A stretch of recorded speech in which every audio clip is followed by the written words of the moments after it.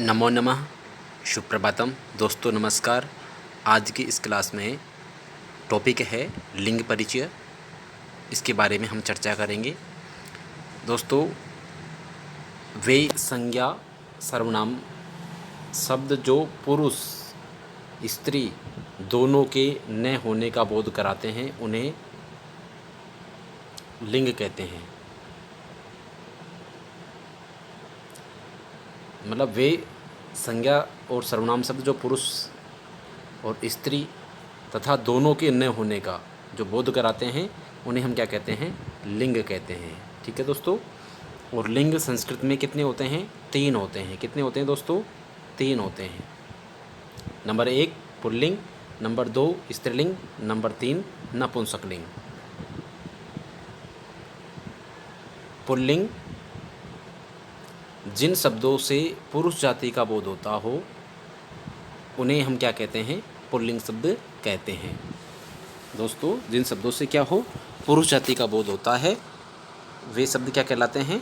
Pulling शब्द कहलाते हैं। जैसे रामः, यह अकारांत पुल्लिंग है, राम के अंत में ए है, अकारांत पुल्लिंग कहलाएगा। बालकः, छात्रः, अश्वः, गजः, बालः, मोहनः, ये सब अकारांत शब्द थे पुल्लिंग के। और रस्व उकारांत के भानु, गुरु,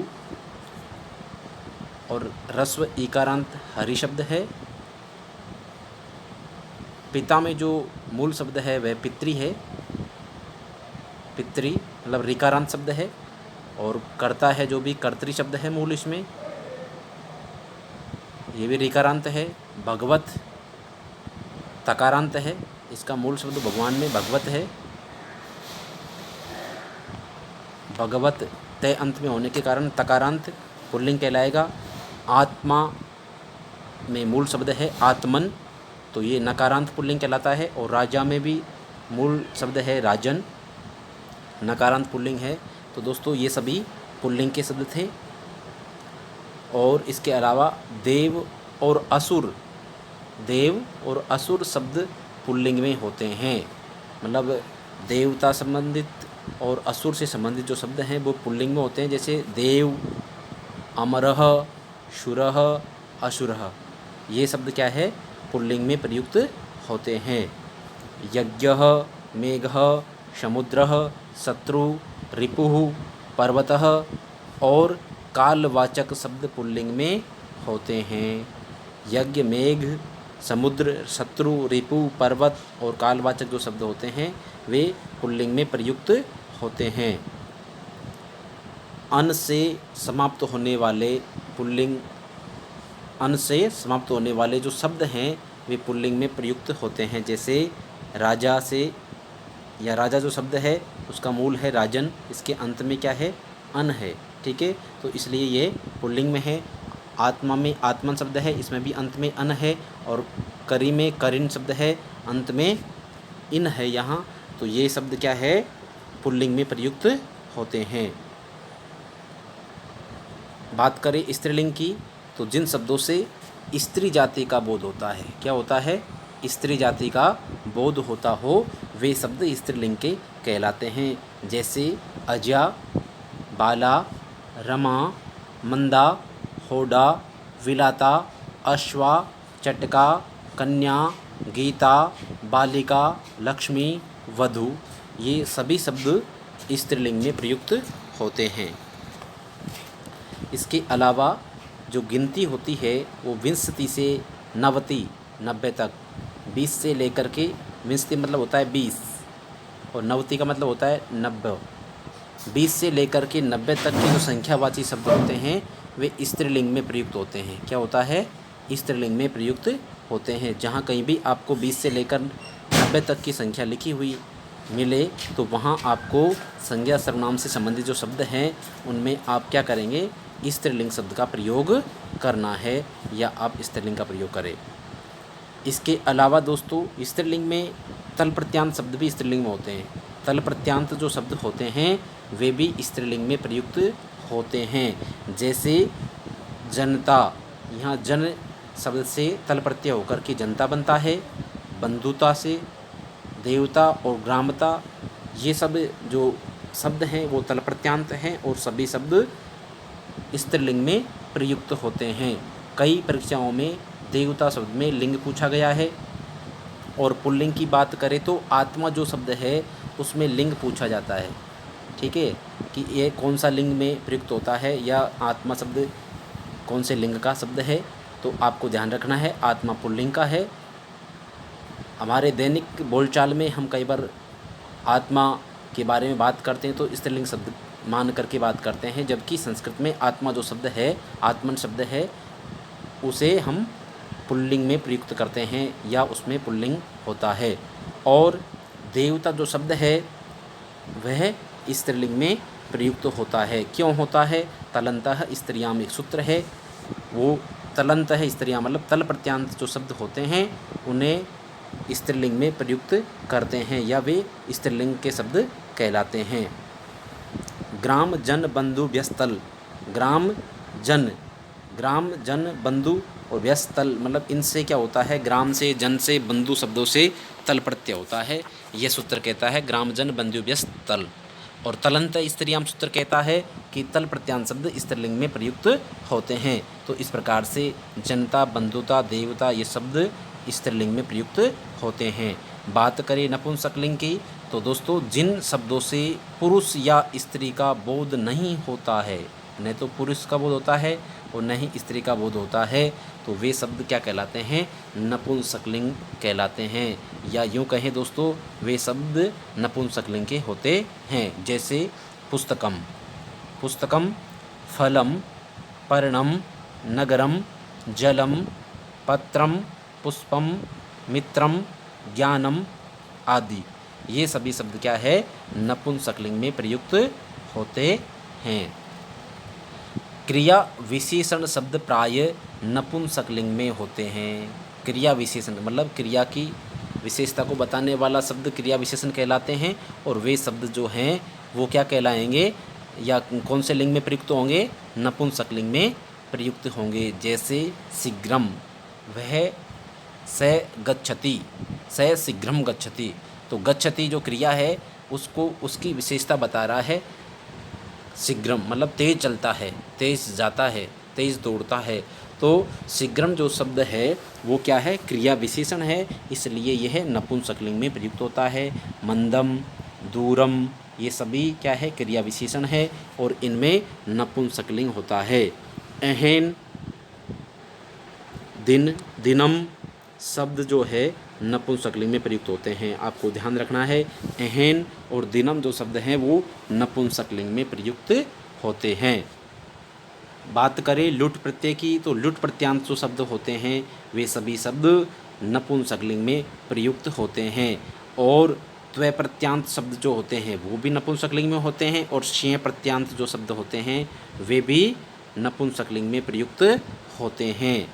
लुट, त्वय और श्येय प्रत्यय से बनने वाले जो शब्द होते हैं उनमें कौन सा लिंग होता है? उनमें नपुंसकलिंग होता है। जैसे लुट प्रत्यय से बनने वाले शब्द हैं कौन से हैं? पठनम, हसनम, गमनम, चलनम, लेखनम और हरणम, पूजनम, वदनम, क्रीडनम, ये शब्द जो हैं लुट प्रत्यांत है। और लुट प्रत्यांत होने के कारण इन सभी में नपुंसकलिंग है। त्वय प्रत्यांत शब्द जो हैं पटुत्वम, लघुत्वम, शिशुत्वम, जड़त्वम, निम्नत्वम, उच्चत्वम, ये सभी शब्द क्या है? त्वय प्रत्यांत है और इनका लिंग नपुंसकलिंग होता है। सौंदर्यम, माधुर्यम, कौटिल्यम, चातुर्यम, सौजन्यम, ये सभी शब्द क्या है? नपुंसकलिंग में प्रयुक्त होते हैं। बात करें इनके प्रत्यय की तो सौंदर्य में श्येय प्रत्यय है, माधुर्य में भी श्येय प्रत्यय है, कौटिल्य में भी श्येय प्रत्यय है और चातुर्यम और सौजन्यम में भी श्येय प्रत्यय है। और श्येय प्रत्यांत होने के कारण ही ये सभी शब्द नपुंसकलिंग में प्रयुक्त होते हैं।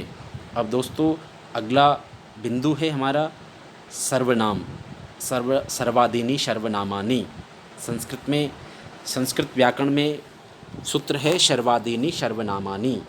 सर्वादीनी सर्वनामानि सूत्र कहता है सर्व जिसके आदि में हो, सर्व जो आदि शब्द हैं, सर्व आदि जो शब्द हैं उनकी क्या होती है, सर्वनाम संज्ञा होती है। ठीक है दोस्तों, तो सर्व आदि मतलब प्रारंभ का अक्षर कौन सा है, सर्व शब्द है। ऐसे शब्दों का जो समूह है वे सभी शब्द सर्वनाम कहलाते हैं। और सामान्य तौर पर आप सभी जानते हैं कि संज्ञा के स्थान पर प्रयुक्त होने वाले शब्दों को सर्वनाम कहते हैं। किसके स्थान पर, संज्ञा के स्थान पर प्रयुक्त होने वाले शब्दों को सर्वनाम कहते हैं। और संस्कृत में सर्वनामों की जो संख्या है वो 35 मानी गई है। कितनी मानी गई है, 35 मानी गई है। किसकी मानी गई है, सर्वनामों की संख्या। ठीक है, और कौन कौन से 35 हैं, आओ उन सभी के बारे में हम जानते हैं। सर्व, सर्व मतलब होता है शब, विश्व सब, विश्व का अर्थ होता है सब, उभ, उभ माने होता है दो, उभय दो का समुदाय, उभय मतलब होता है दो का समुदाय। डतर, डतर प्रत्यांत जो शब्द होते हैं वे शब्द क्या होते हैं, सर्वनाम शब्द होते हैं। ठीक है, डतम, डतम प्रत्यांत शब्द है, वे भी सर्वनाम शब्द होते हैं।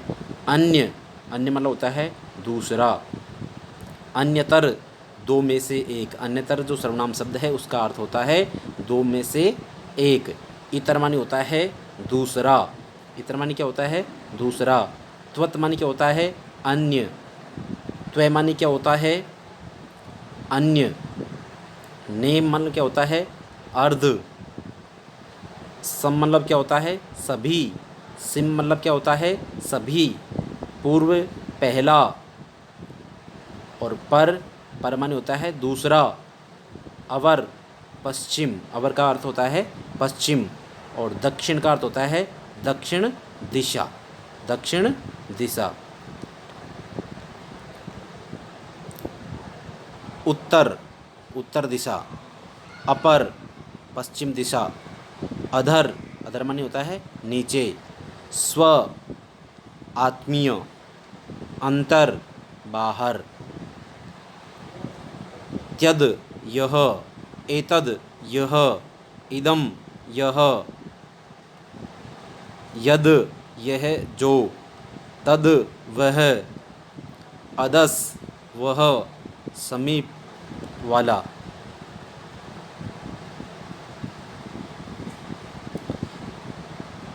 एक, एक या अन्य। द्वि, दो। युष्मद का अर्थ होता है तुम, त्वम, युवाम, यूयम, इस प्रकार से इसके रूप चलते हैं। अस्मद जो कि उत्तम पुरुष का करता है, अहम, आवाम, वयम, इस प्रकार से रूप चलते हैं और इसका अर्थ होता है मैं। भवत, आव, और किम, कौन।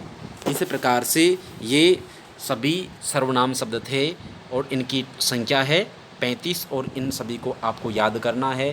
प्रश्न किस प्रकार से आ सकता है दोस्तों, एक वाक्य दे करके और उस वाक्य में आपसे पूछा जा सकता है कि इस वाक्य में कितने सर्वनाम शब्द हैं, या फिर इस वाक्य में सर्वनाम शब्द नहीं है। और ऑप्शन में आपको 4 ऑप्शन मिलेंगे और वहाँ पर यदि आपको ये 35 सर्वनाम शब्द याद होंगे तो आप क्या कर पाएंगे कि सर्वनाम शब्दों को पहचान पाएंगे और उस प्रश्न का सही आंसर आप दे पाएंगे।